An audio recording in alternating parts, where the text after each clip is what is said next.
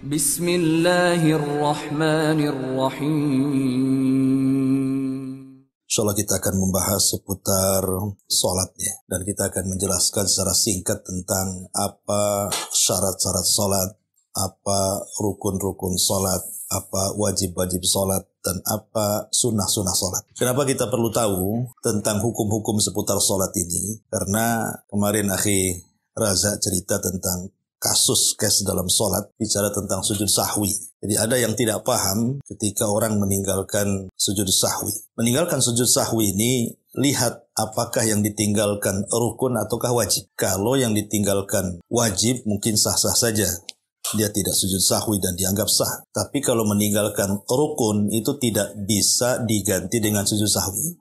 Jadi mudahnya begini, kalau orang meninggalkan rukun itu tidak bisa dianggap sah sholatnya, karena sebuah kejahilan ataupun karena unsur ketidaksengajaan, apalagi disengaja. Jadi gugurnya rukun itu tidak dilakukan hanya karena ketidaksanggupan saja, maka itu gugur. Tapi kalau dia sanggup kemudian dia meninggalkan rukun karena tidak tahu atau karena tidak sengaja, tetap tidak sah sholatnya. Saya contohkan, umpamanya orang sholat berdiri dalam sholat wajib itu kan rukun. Kalau sanggup berdiri kemudian duduk, tidak sah sholatnya. Tiba-tiba ada orang kemudian sholat duduk. Kemudian kita katakan, kenapa Anda sholat duduk, tidak berdiri? Dia mengatakan tidak tahu. Ketidaktahuan dia tidak menjadikan uzur. Tetap tidak sah sholatnya. Karena tidak bisa gugur karena ketidaktahu. Atau umpamanya dia mengatakan, saya nggak sengaja.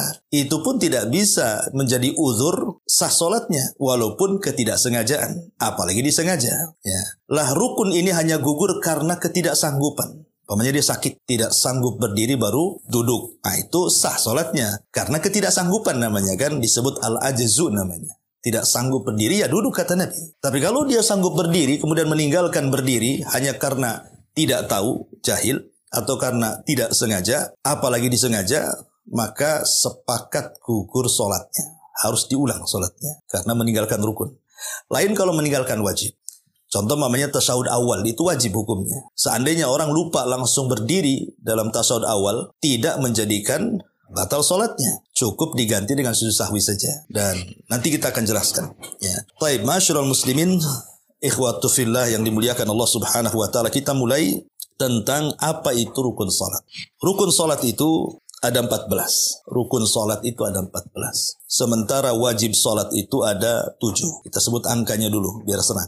Ya. Adapun di antara rukun sholat yang 14 itu, pertama adalah niat. Niat memang menjadi khilaf ulama. Apakah niat ini termasuk syarat sah sholat, ataukah dia termasuk rukun sholat?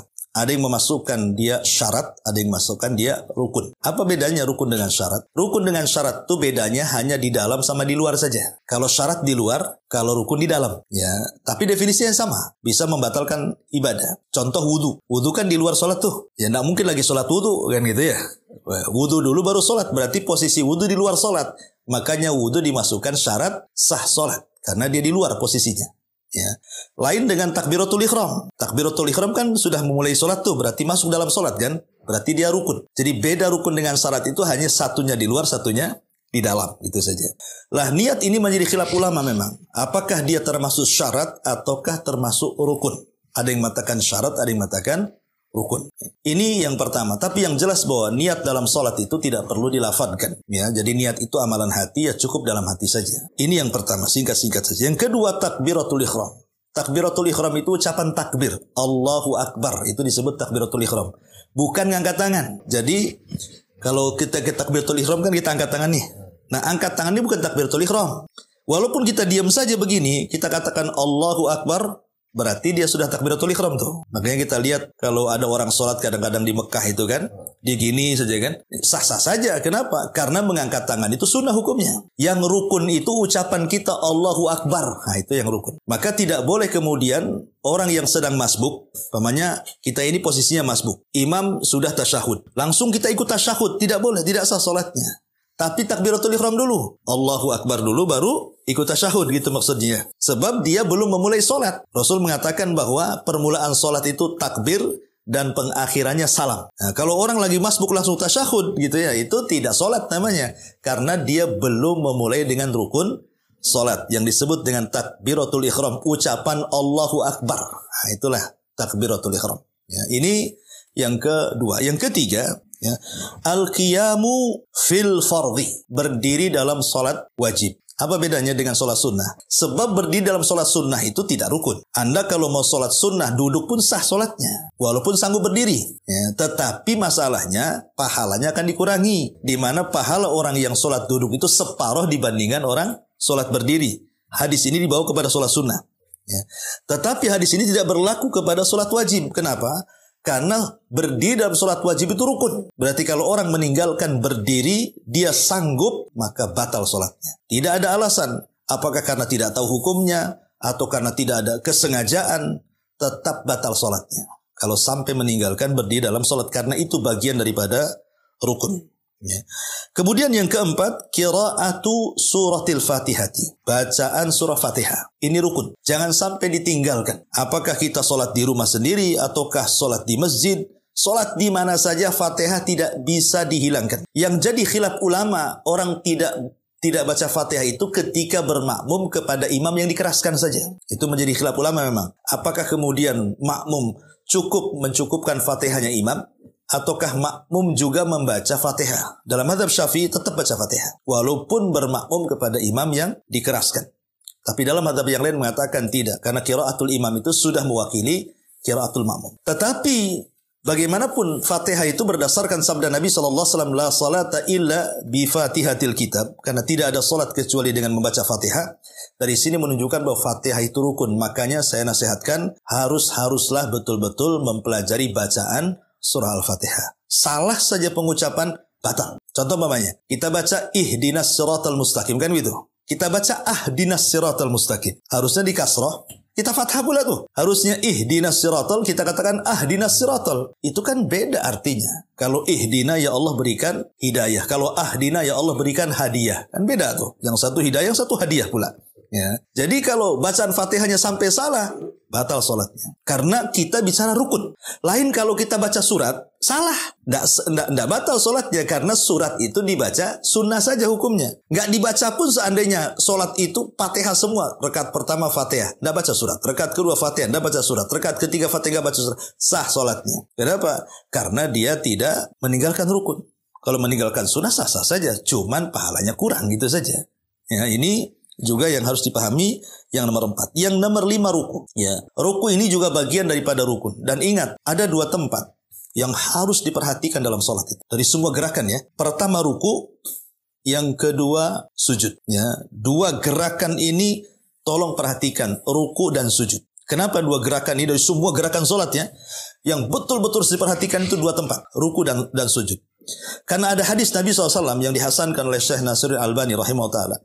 Karena posisi ketika kita sedang ruku, Allah itu letakkan dosa kita di pundak. Ya. Dan ketika kita posisi sujud, Allah letakkan dosa kita di kepala. Jadi ketika kita posisi ruku, disitulah berguguran dosa kita saat sholat. Dan ketika kita sujud juga berguguran dosa kita. Karena inti sholat itu apa? Menggugurkan dosa.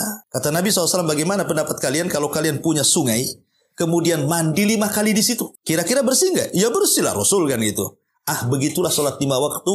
Kalau kita lakukan maka bersih dosa kalian. Kapan bersihnya dosa ketika sholat itu? Ketika posisi ruku dan ketika posisi sujud. Disitulah dosa kita ini rontok, bahasanya berjatuhan dari badan kita. Makanya kenapa Nabi SAW itu memperpanjang ruku dan sujudnya. Bahkan kalau dalam sholat tarawih itu dijelaskan oleh Aisyah radhiyallahu anha, rukunya panjangnya sama dengan berdirinya dan sujudnya panjangnya sama dengan rukunya. Karena memang posisi disitulah dosa-dosa kita diampuni itu. Maka kenapa Nabi SAW sampai mengatakan ada orang yang sholat 60 tahun tapi tidak pernah diangkat ke langit kan? Kemudian ditanya, kok bisa orang sholat 60 tahun tapi tidak pernah diangkat-angkat ke langit? Kemudian Rasul mengatakan karena dia menyempurnakan ruku tapi tidak menyempurnakan sujud, atau dia menyempurnakan sujud tapi tidak menyempurnakan ruku. Artinya dua-duanya harus sempurna. Jadi ketika ruku terus betul-betul lurus. Yang kalau kita taruh wadah sesuatu di sini itu, dia tidak akan jatuh saking lurusnya. Begitu juga dalam posisi sujud. Maka lamakanlah dalam dua posisi ini. Nah, ruku itu bagian daripada rukun. Tidak boleh ditinggalkan. Nah, ini yang kelima. Kemudian yang keenam, al-qiyam minar ruku. Berdiri setelah ruku. Ya, jadi kalau habis ruku kan berdiri. Bahasanya apa? I'tidal namanya. Berdiri itu. Ada orang yang habis ruku berdiri sebentar langsung sujud kan? Ini tidak bisa. Ya, dia harus lurus betul-betul. Kalau dia masih membungkuk, tiba-tiba langsung sujud, tidak sah salatnya. Kenapa? Dia meninggalkan rukun. Apa itu berdiri setelah ruku? Jadi habis ruku berdiri dia harus. Tegak lurus dulu, kasih waktu, nafas kan gitu ya. Kasih jeda dulu, baru kemudian sujud. Karena itu bagian daripada rukun. Ya, ini yang ke-6. Yang ke-7 sujud. Nah, ini saya katakan tadi sujud bagian daripada rukun. Tetapi yang ingin saya jelaskan sujud ini. Sujud ini tidak sah kalau tidak menempel 7 anggota sujud. Ya, ingat ya, 7 anggota sujud itu 2 telapak kaki, 2 lutut, 2 tangan, kemudian dahi dan hidung. Ya. Ini kalau tidak nempel di bumi ketika sujud tidak sah salatnya. Jadi harus betul-betul nempel ininya, ujung-ujung jarinya, lututnya, tangannya, dahi dan hidung. Kapan itu ketika dikatakan sah? Ketika memulai mengucapkan subhana rabbiyal a'la. Jadi ketika kita mulai subhana rabbiyal a'la, di situ tancapkan semuanya. 2 ujung kaki, 2 lutut, 2 tangan, dan 2 dahi. Tapi kalau kita sudah membaca subhana rabbiyal a'la, walaupun bawahnya kakinya agak ngangkat, ya kan? Itu sah sujudnya, kata ulama. Yang jelas, dimulainya menancapkan 7 anggota sujud itu ketika mulai mengucapkan subhana rabbiyal a'la. Bisa dipahami ya? Ya, 3 kali paling sedikit, gitu ya. Lebih juga nggak apa-apa. Kemudian yang jadi khilaf para ulama adalah biasanya ketika sujud itu, oke lah mungkin 2 telapak tangan bisa rapat. Bisa ke bumi, 2 lutut bisa ke bumi, 2 tangan bisa ke bumi. Kadang-kadang hidung, ya mungkin agak terlalu begini, hidungnya tidak nancap gitu ya. Ini jadi khilaf ulama, apakah ketika hanya cukup dahinya saja, hidungnya tidak menempel, itu dianggap sah sujudnya, berarti dianggap juga sah solatnya, ataukah tidak? Ini menjadi khilaf ulama. Ada yang mengatakan bahwa hidung dan dahi itu satu paket. Tapi ada juga yang mengatakan tidak, yang penting dahinya. Kalaupun hidungnya seandainya tidak menempel pun, sah-sah saja. Nah, tapi ini ranah khilaf ulama. Tapi yang jelas, kalau bisa sih kita sempurnakanlah dahi dengan hidung itu betul-betul menancap ketika membaca subhana rabbiyal a'la. Ya, ini yang keberapa tuh? Yang ke-7. Kemudian yang ke-8, al-julus baina sajdataini. Duduk di antara 2 sujud. Duduk di antara 2 sujud. Itu juga rukun tuh. Nah, berarti ketika habis sujud kemudian duduk, disitulah pentingnya kita berdoa. Karena di situ doa minta ampun kan, Rabbighfirli. Paling pendek, kemudian baca 3 kali, kemudian sujud lagi. Ini yang ke-8. Yang ke-9, ini yang paling penting. Tuma'ninah fi al-jami. Tuma'ninah dalam semua gerakan sholat. Ini rukun. Karena kita lihat, mungkin Anda pernah melihat satu YouTube di Indonesia itu salat taraweh tercepat di dunia kan. Ya, 5 menit dengan 23 rakaat. Toto dolin, nggak tahu juga kapan itu, alhamdulillahnya kan. Toto dolinnya aja yang keras ya. Nah, kemudian baru ruku, udah Allahu Akbar, Allahu Akbar. Itu kalau orang tua yang salat kayak gitu, itu pulang sakit pinggang tuh. Ya, tapi kalau anak muda ya sakit pinggang juga lah kalau kecepatan kan gitu. Padahal tumakninah dalam salat itu rukun ya. Artinya tidak sah sholatnya kayak gitu tuh. Sebab bagaimana, apa sih makna tumakninah? Tumakninah itu sampai seluruh persendian kembali ke tempatnya masing-masing. Ya, jadi kalau umpamanya berdiri ya sampai betul-betul tegak. Nah, itu namanya tumakninah gitu ya. Ketika ruku sampai betul-betul lurus. Ya, itu tumakninah artinya.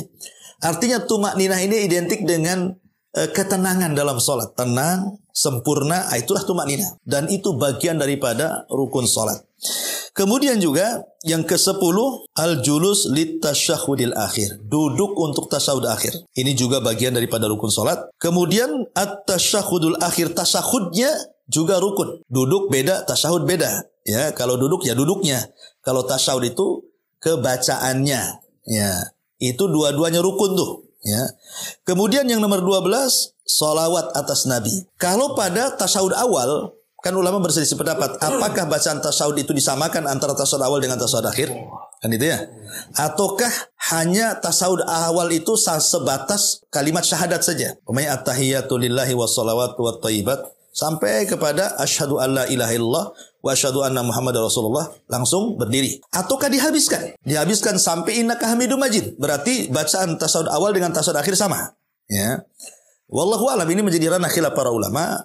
Ya, kalau saya lihat fatwanya Syekh Shalih Fauzan hafizahullah ta'ala, dia mengatakan sampai syahadat saja. Jadi dibedakan antara tasyahud awal dengan tasyahud akhir. Tapi kalau pendapat Syekh Albani rahimahullah ta'ala, dia mengatakan sama antara bacaan tasyahud awal dengan tasyahud akhir, karena khilaf ulama lah kan itu. Mau dicukupkan sampai syahadat, ya nggak masalah gitu ya. Ataupun mau disempurnakan juga diperbolehkan. Ya. Oke. Lanjut. Iya. Taib. Jadi kembali bahwa sholawat pada tasawuf awal itu tidak rukun. Yang rukun itu sholawat pada tasawuf akhir. Jadi tasawuf akhir ini bacaannya harus lengkap tuh. Baca tahiyat, baca syahadat, baca sholawat.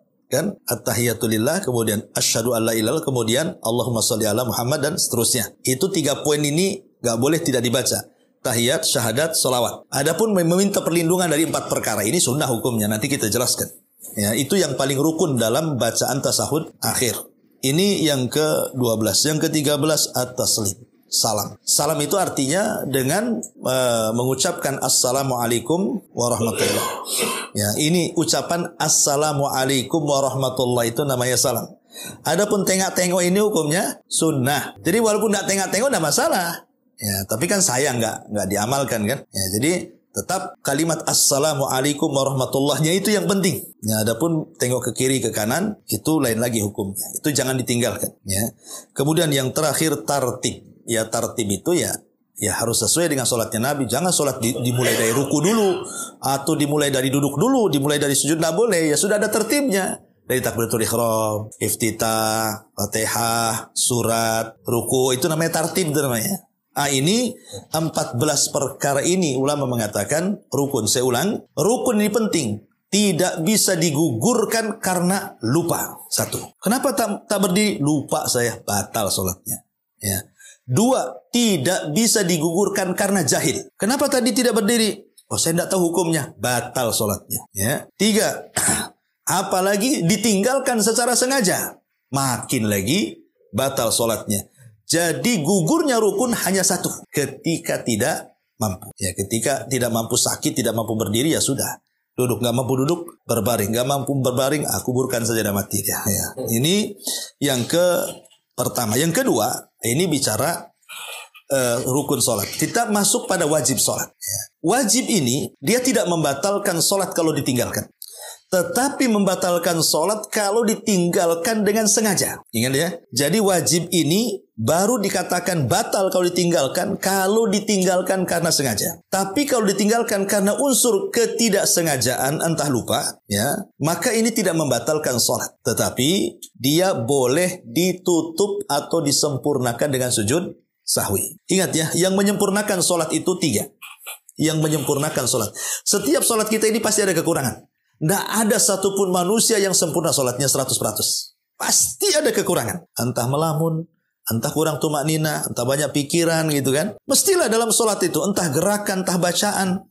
Tidak ada orang sholat sempurna. Pasti ada kekurangan. Tetapi kekurangan ini bisa kita sempurnakan dengan 3 perkara. 1, dengan sholat sunnah, rawatib. Disebut dengan qobliyah dan ba'diyah. Ya. 2, dengan istighfar setelah sholat. Ada wirid istighfar setelah sholat. Pokoknya kalau udah assalamualaikum warahmatullah, assalamualaikum, langsung astagfirullah, astagfirullah, astagfirullah. Lah istighfar 3 kali setelah sholat atau masuk dalam wirid sholat, itulah penyempurna sholat. Kenapa setelah sholat langsung istighfar coba? Kenapa nggak zikir yang lainnya? Kok disuruh istighfar? Karena sholat kita ini pasti ada kekurangan. Maka karena ada kekurangan, kita istighfar kepada Allah. Jangan minimalnya, kalaupun kita sedang tergesa-gesa, jangan tinggalkan istighfar setelah sholat. Karena itu yang menyempurnakan sholat. Kemudian yang ketiga, sujud sahwi. Inilah sujud sahwi, inilah yang menyempurnakan sholat. Ketika kita menambah, ketika kita mengurangi, ketika kita ragu-ragu, inilah sujud sahwi yang menyempurnakannya. Lah, sujud sahwi ini berlaku pada 2 tempat. Pertama, meninggalkan rukun. Yang kedua, meninggalkan wajib. Tapi bedanya, kalau meninggalkan rukun, dia harus mendatangkan rukun yang ditinggalkannya, baru kemudian sujud sahwi. Kalau wajib, tidak perlu mendatangkan kewajiban yang ditinggalkannya, cukup sujud sahwi. Yang mana itu? Yang rukun dengan wajib. Masalah sujud sahwi. Bukan walun. Iya, jadi sujud sahwi di antara rukun dan wajib ini, kalau wajib ditinggalkan, tidak perlu mendatangkan yang ditinggalkannya. Cukup sujud sahwi.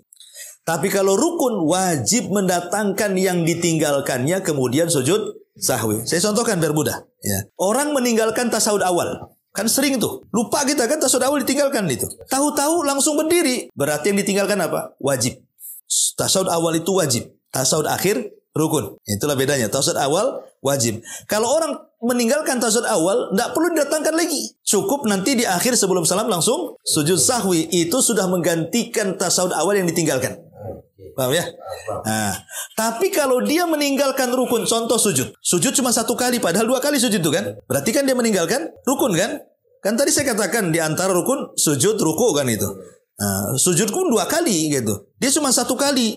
Langsung berdiri, padahal belum duduk di antara 2 sujud, belum sujud. Berarti kan meninggalkan 2 rukun tuh. Maka harus didatangkan dengan 1 rakaat sempurna. Tambah 1 rakaat. Kalau ingat dalam sholat, kalau dah habis sholat, ya diulang. Diulang sholat semua sekali. Apanya? Kalau ingat dalam sholat, tidak, diulang yang ditinggalkan itu saja. Pamannya habis salam nih. Assalamualaikum. Tadi kurang 1 kan? Tambah 1 rakaat. Jadi meninggalkan 1 rukun itu gantinya 1 rakaat. Kemudian setelah salam, kemudian dia sebelum salam sujud sahwi baru salam. Paham ya? Jadi kalau meninggalkan rukun dia harus mengganti. Setelah diganti baru sujud sahwi. Tapi kalau meninggalkan wajib tidak perlu diganti. Langsung sujud sahwi saja. Oke, sampai di sini? Siap. Nah, kalau meninggalkan wajib tak boleh sujud sahwi boleh juga. Kalau meninggalkan wajib, 1. Kalau unsurnya sengaja, batal sholatnya. Sengaja ditinggalkan, batal sholatnya. Kalau tidak sengaja karena lupa atau karena ketidaktahuan, ya, maka dia sujud sahwi. Tapi ulama mengatakan seandainya dia tidak mendatangkan sujud sahwi, sah nggak ibadahnya? Sah kata ulama, tapi berdosa karena meninggalkan wajib. Hukumnya dosa meninggalkan wajib, ya, dan mengurangi pahala kan itu ya. Makanya sujud sahwi dalam wajib itu penting, jangan ditinggalkan. Memang sah ibadahnya tidak ada masalah, tapi Anda meninggalkan wajib. Apa hukum meninggalkan wajib? Berdosa.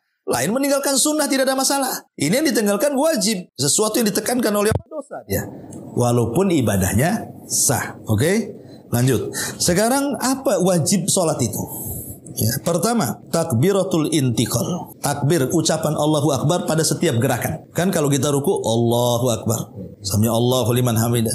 Ketika sujud, Allahu Akbar. Ucapan Allahu Akbarnya itu loh. Ya, kan ucapan Allahu Akbar kan cuma 2. Pertama, ketika takbiratul ihram, itu rukun. Yang kedua, Allahu Akbar pada setiap gerakan berpindah satu ke gerakan yang lainnya. Mesti kita baca Allahu Akbar kan? Lah, takbiratul ihram, kalimat Allahu Akbar di takbiratul ihram, rukun. Setelah itu takbir-takbir sampai selesai sholat, wajib. Paham? Nah, ini yang pertama.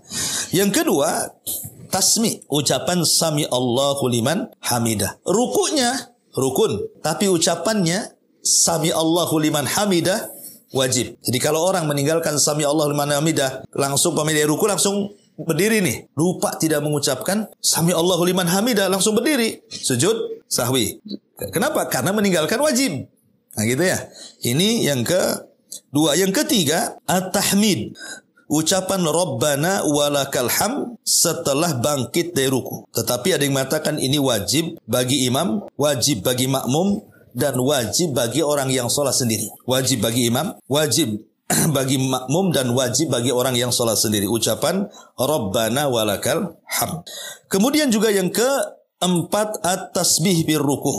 Subhana rabbiyal azim. Ya, jadi rukunya rukun, tapi bacaan doa dalam ruku itu wajib. Ya. Kemudian ucapan tasbih dalam sujud, Subhana rabbiyal a'la. Sujudnya rukun, tapi bacaannya wajib. Nah, gitu ya. Kemudian juga yang nomor 6, ucapan Rabbighfirli di antara duduk dua sujud. Duduknya rukun, bacaan Rabbighfirlinya wajib. Ya. Dan yang terakhir tasahud awal. Tasahud awal dan duduk di tasawuf awal itu adalah wajib. Bukan, maksudnya hukumnya. Ya, baik bacaan tasawufnya ataukah duduknya, dua-duanya wajib. Nah, ini namanya wajib sholat nih. Ya, saya ulangi, takbir intiqal. Yang kedua, ucapan sami Allahu liman hamidah. Kemudian yang ketiga ucapan Rabbana walakal hamd. Kemudian yang keempat ucapan Subhana rabbiyal azim. Kemudian yang kelima ucapan Subhana rabbiyal a'la. Dan yang terakhir yang nomor 6 ucapan Rabbighfirli. Dan yang terakhir nomor 7 doa tasyahud dan juga sujud duduk di tasyahud awal. Ini namanya kewajiban sholat. 7 perkara ini termasuk wajib sholat. Ya, kalau ditinggalkan secara sengaja, batal sholatnya. Kalau ditinggalkan tidak sengaja, lakukan sujud sahwi. Gitu saja. Ya, kalau bicara tentang wajib sholat. Adapun sunnah-sunnah sholat terbagi 2. Ada sunnah ucapan, ada sunnah perbuatan dalam sholat itu ya. Adapun sunnah ucapan, baca iftitah. Baca iftitah ketika habis takbiratul ihram kan ada iftitah tuh. Ya, macam-macam lah itu doa bentuk-bentuknya yang diajarkan Nabi. Ada Allahumma ba'id baini, ya kan? Ada subhanakallahumma, macam-macam. Itu kalaupun tidak dibaca tidak ada masalah. Pamannya langsung baca Fatihah pamannya kan? Sah sholatnya. Kenapa? Karena iftitah sunnah. Ya, ini yang pertama. Yang kedua, ta'awudz dan basmalah. Ucapan a'udzubillahi minasyaitonirrajim, bismillahirrahmanirrahim, kemudian membaca bacaan. Ini ucapan a'udzubillahi minasyaitonirrajim di permulaan salat, kemudian basmalah, itu sunnah. Walaupun tidak dibaca tidak ada masalah. Ya. Tetapi sebaiknya jangan ditinggalkan walaupun sunnah. Ini yang kedua. Yang ketiga, ucapan amin. Imam mengatakan ghairil maghdubi alaihim waladhdallin. Kita diam saja. Sah salatnya. Cuman rugi kan? Karena amin itulah kalimat yang membuat orang Yahudi sakit hati. Dan kalimat amin ini kalau bertepatan dengan aminnya malaikat, dosa-dosa kita diampuni. Kan gitu ya. Nah, ucapan amin termasuk sunnah. Kemudian yang keempat, baca surat setelah Fatihah. Kalaupun tidak baca surat tidak ada masalah. Yang penting Fatihahnya jangan ditinggalkan. Ya, umpamanya saya nggak hafal satu surat pun nggak ada hukumnya. Itu sunnah saja. Kalaupun ditinggalkan tetap sah sholatnya. Tapi sebaiknya dibaca. Kemudian juga yang nomor 5, al-jahru bil qira'ah fi subhi wal awwalina minal maghribi wal isya wal jum'ati wal idaini wal istisqa wal kusyuf wal ikhfa wal ikhfati fi ghairiha. Mengeraskan suara itu sunnah saja. Mengeraskan suara, umpamanya kita sholat maghrib, ya kita bacanya sah sholatnya, nggak masalah. Mau dikeraskan pun ada masalah. Pada sholat-sholat yang dikeraskan maksudnya ya. Seperti maghrib, isya, subuh kan dikeraskan. Tapi kalau kita tidak mau dikeraskan sholat sendirian, waswis gitu aja dengar sendiri kan, sah sholatnya. Kenapa? Karena mengeraskan hukumnya sunnah. Nah gitu. Kemudian juga yang nomor 6, ucapan Rabbana walakal hamdan katsiran thayyiban mubarakan fi. Itu tambahan. Karena ada umpamanya habis ruku kan, sami Allahu liman hamidah. Rabbana walakal ham ini wajib. Tapi tambahannya hamdan katsiran thayyiban mubarakan fi mil as-samawati wa mil al-ar wa mil ma syi'ta min syai'in ba'd. Ini semua tambahan-tambahan ini sunnah hukumnya. Ya, tapi dibaca dapat pahala. Kemudian melebihkan zikir dalam ruku, dalam sujud. Kan minimal 3. Ya, minimal kan 3 subhana rabbiyal azim, subhana rabbiyal a'la. Itu minimal 3. Kalau kita mau nambah 10 kali tidak ada masalah. Itu sunnah saja. Pemanya kan imamnya rukunya panjang. Sayang kita diam aja melamun nanti. Udah baca 3 kali masih lama juga imam. Tambah lagi. Imam sujudnya lama, kita udah selesai 3 kali baca. Tambah lagi. Itu menambah bacaan zikir itu di dalam ruku dan sujud termasuk sunnah. Ya. Kemudian yang nomor 8, doa di tasyahud akhir setelah membaca sholawat. Di situ ada 2 doa. Pertama, doa meminta perlindungan dari 4 perkara. Ya, Allahumma inni a'udzubika min adzabi jahannam wa min adzabil qabri wa min fitnatil mahya wal mamat wa min syarri fitnatil masihi dajjal. Ini sunnah. Kemudian setelah itu kita bisa berdoa dengan apapun yang kita mau. Kita bisa berdoa dengan Rabbana atina fid dunya hasanah wa fil akhirati hasanah wa qina adzabannar. Atau Rasulullah SAW biasanya berdoa sebelum salam, Allahumma inni a'udzubika minal ma'tham wal maghrab. Itu yang biasa yang dibaca Rasul. Ya Allah, saya meminta perlindungan dari kamu dari perbuatan dosa dan hutang. Ya. Kemudian salah satu istri Rasul bertanya, Rasul, apakah kau punya hutang? Katanya kan. Kenapa asih itu yang dibacakan gitu? Kata Rasul, tidak. Karena biasanya kata Rasul, kalau orang sudah berhutang, pasti dia dusta. Kalau sudah berdusta, pasti dia khianat. Kata Rasul gitu kan. Kan orang berhutang kan suka begitu. Ditagih nanti berdusta dia. Habis berdusta khianat. Kapan? Besok. Besok tak ada orangnya. Itu khianat janji namanya. Itu yang ditakutkan Rasul. Karena kata Rasul, apabila orang sudah berhutang, pasti kadzab. pasti dia berdusta. Kalau sudah berdusta, pasti akhlak, pasti dia akan mengingkari janji. Makanya Rasul berlindung dari hutang itu setiap sholatnya itu. Allahumma inni a'udzubika minal ma'sam wal maghrab. Itu yang biasa dibaca Nabi sebelum salatnya. Ini bicara tentang sunnah-sunnah ucapan. Di sana ada sunnah-sunnah perbuatan. Di antaranya mengangkat tangan. Kan kita sering mengangkat tangan kan? Baik ketika takbiratul ihram, itu mengangkat tangan kan? Entah sejajar dengan kuping, entah sejajar dengan bahu. Ya, ini sunnah saja. Seandainya pun kita diam saja, Allahu Akbar, sah solatnya. Karena mengangkat tangan itu hukumnya sunnah. Makanya mengangkat tangan itu boleh. Angkat dulu baru takbir, Allahu Akbar. Atau takbir dulu baru angkat tangan, Allahu Akbar. Atau berbarengan dengan takbir, Allahu Akbar. Tiga-tiganya boleh. Karena ini sunnah saja. Ya, gak ada masalah. Ini namanya sunnah perbuatan. Kemudian yang kedua, meletakkan tangan kanan di atas tangan kiri di atas dada sini. Jadi ketika habis mengangkat tangan kan ketika berdiri Allahu Akbar. Kadang-kadang kita letakkan kan. Seandainya pun tidak diletakkan Allahu Akbar, ada masalah. Sah solatnya. Karena meletakkan di sini sunnah. Ya, walaupun kita begini sah solatnya. Tapi kalau kita mau letakkan begini dapat pahala karena mengerjakan sunnah. Ya. Ini yang kedua. Yang ketiga, melihat ke tempat sujud. Jadi ketika kita berdiri, posisi berdiri, Allahu Akbar. Melihat ke tempat sujud ini sunnah hukumnya. Ya, bahkan dalam mazhab Abu Hanifah justru melihat bukan ke tempat sujud tapi ke depan. Kenapa? Karena mengambil dalil dari firman Allah surah Al-Baqarah itu, fa aina ma tuwallu fa thamma wajhullah. Kemanapun wajahmu dipalingkan, disitulah ada wajah Allah. Jadi tidak mesti ke tempat sujud, ya kan? Tetapi bagaimanapun menatap ke tempat sujud itu lebih khusyuk karena ada dulu para sahabat di awal-awal sholat, mereka kan biasa ngomong ketika sholat. Allahu Akbar, piye kabare? Gitu. Boleh. Dulu awal-awal disyariatkan sholat bisa ngobrol. Tapi kemudian turun ayat tentang larangan, ya, tentang larangan bahwa orang sholat itu harus khusyuk. Alladzina fi sholatihim humul khasyiun. Orang yang dalam sholatnya mereka khusyuk. Setelah turun ayat tentang diwajibkannya khusyuk, maka dilarang sholat, dilarang tengok-tengok. Kemudian diarahkan ke tempat sujud. Begitu. Nah gitu ya. Merem. Tak boleh lah merem. Sakit kepala ya. Makruh. Ya sebenarnya mengatakan makruh. Karena Rasul tidak pernah sholat merem. Nanti ada ular tak tahu. Ada kala jengking tak tahu nanti.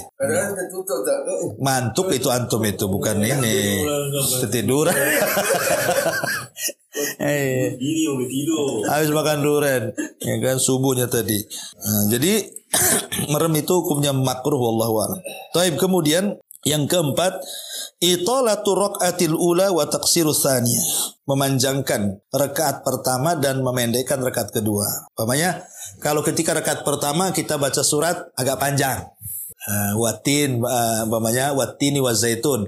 Rakaat yang keduanya kulhu. Kan lebih pendek lagi. Jangan yang pertama pendek, yang kedua pula panjang. Itu menyelisih sunnah namanya. Ya, jadi dengan memanjangkan rakaat yang pertama lam yakunil kita baca. Rakaat kedua inna a'taina. Gitu maksudnya. Ya, jadi memanjangkan rakaat pertama dan memendekkan rakaat yang kedua itu sunnah. Ya.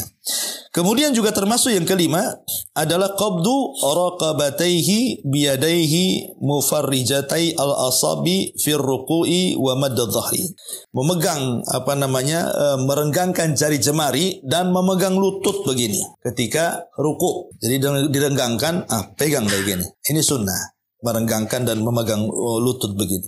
Ya gini nggak masalah gitu sebenarnya. Cuman kalau begini sunnah hukumnya karena akan lebih sungguh-sungguh ketika ruku. Kita bisa saksikan kalau kita betul-betul ditekan lututnya kan sungguh-sungguh itu kita ruku. Tapi kalau gitu ini asal-asalan orang malas sholat itu. Ya, ini juga termasuk sunnah. Atau iftiras pada tasawuf awal dan tawaruk pada tasahud akhir. Maksudnya iftiras pada tasawuf awal itu meletakkan di atas tumit pantatnya itu. Ya, pantat kita diletakkan di tumit. Itu namanya iftiras. Tapi kalau melabuhkan pantat di lantai itu namanya tawarruk. Lah iftiras dengan di tasyahud awal tawaruk di tasawuf akhir itu hukumnya sunnah. Andai pun tasawuf awal dengan tasawuf akhir tawaruk, atau andai pun tasawuf awal dengan akhir itu iftiras, ya sah sholatnya nggak apa-apa gitu ya. Tapi kalau kita mau menggunakan dua cara dalam sholat yang dua tasyahud, kan ada sholat yang satu tasyahud saja. Ya, kita kan berbicara sholat yang memiliki dua tasyahud maksudnya. Maka iftiras di tasyahud awal, tawaruk di tasyahud sani yang kedua. Nah, gitu. Tapi kalau yang punya tasyahud awal, nah ini khilaf ulama. Mazhab Ahmad dan Syafi'i kalau tidak salah, maka cukup iftiras saja. Tapi mazhab Syafi'i tawaruk sama dengan tasyahud akhir. Ini itu masalah khilaf lah. Kemudian juga yang yang ke-7, wad'ul yadaini ala fakhidaini fit tasyahud. Meletakkan dua tangan di paha begini ketika tasyahud, ini sunnah saja hukumnya. Ya, seandainya pun nggak begini, ya nggak masalah kan itu. Atau begini ya nggak apa-apa. Tapi kalau kita taruh di sini, sunnah hukumnya. Gitu ya.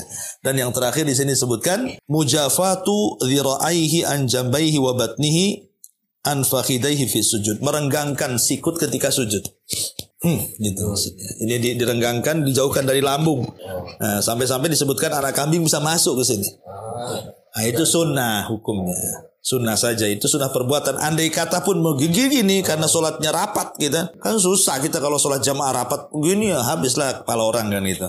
Nah, kalaupun begini ya sah-sah saja karena ini bagian daripada sunnah. Nah, inilah yang disebut dengan sunnah fi'liyah dalam sholat. Nah, di situ sudah jelas ada rukun, ada wajib, ada sunnah. Kalau kita mengerjakan 3 perkara ini, atau yang keempat syaratnya, syarat-syarat syarat sholat belum ya. Syarat sholat itu ada 8. Pertama harus Islam. Orang kafir gak boleh sholat. Walaupun terkhitab sholat, gak sah sholatnya karena dia kafir. Ya. Yang kedua bulug, balik. Berarti kalau belum balik, ya gak sholat pun ada masalah. Ya. Kemudian yang ketiga akal. Artinya orang gila, gak apa-apa. Jadi kalau ingin meninggalkan sholat, jadi orang gila. Kemudian yang keempat, dia tidak ada yang mencegah untuk sholat seperti haid, nifas, atau junub. Ya, nah itu. Kemudian yang kelima masuk waktu. Itu syarat namanya. Gak boleh duhur sebelum waktunya sholat. Ya tidak sah lah sholatnya. Kemudian yang nomor 6 suci dari 2 hadas. Hadas besar, hadas kecil. Hadas besar dengan junub, hadas kecil dengan wudu. Kemudian yang nomor 7 menutup aurat. Kalau tersingkap auratnya tidak sah sholatnya. Kemudian yang terakhir itu namanya mengarah ke kiblat. Nah, itu namanya syarat sholat. Lah ulama, kata Syekh Shalih Fauzan, kalau antum ketika sholat mendatangkan 4 perkara ini, syaratnya dipenuhi, rukunnya dipenuhi, wajibnya dipenuhi, sunnahnya dipenuhi, maka kita telah menegakkan sholat. Bahasa Quran kan, aqimus sholah, tegakkan sholat. Kenapa harus dikatakan tegakkan sholat? Karena banyak orang yang sholat tapi tidak menegakkannya. Orang sholat ramai, tapi yang menegakkan sholat itu sedikit, kata beliau. Ya. Mungkin orang Islam itu rata-rata sholat. Iya, ramai orang sholat itu. Tapi yang menegakkan sholat itu sedikit sekali katanya. Kemudian dijelaskan, kenapa sedikit? Karena orang yang menegakkan sholat itu harus mendatangkan 4 perkara tadi. Syaratnya, rukunnya, wajibnya, sunnahnya. Kalau kita mendatangkan 4 perkara berarti telah menegakkan sholat. Wallahu a'lam.